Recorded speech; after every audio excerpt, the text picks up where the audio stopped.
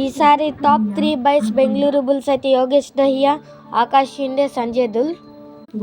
అలాగే టాప్ 3 బైస్ from Dabang Delhi KC వచ్చేసి అషు మాలిక్ అయితే చెప్పుకోవచ్చు. 1.90 crores రిటైన్ చేసుకున్నారు 2 seasonsకి. అమీర్ హుస్సేన్, బెస్తమి, అలాగే నీరజ్ నర్వాల్ని కూడా కొన్నారు. It's a good thing.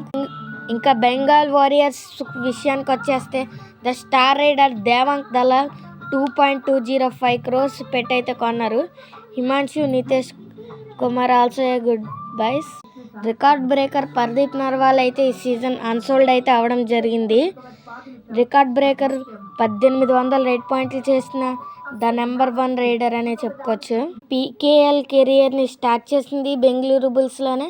అలాగే ప్రస్తుతం తన ఆడిన చివరి టీం కూడా బెంగళూరు బుల్సే.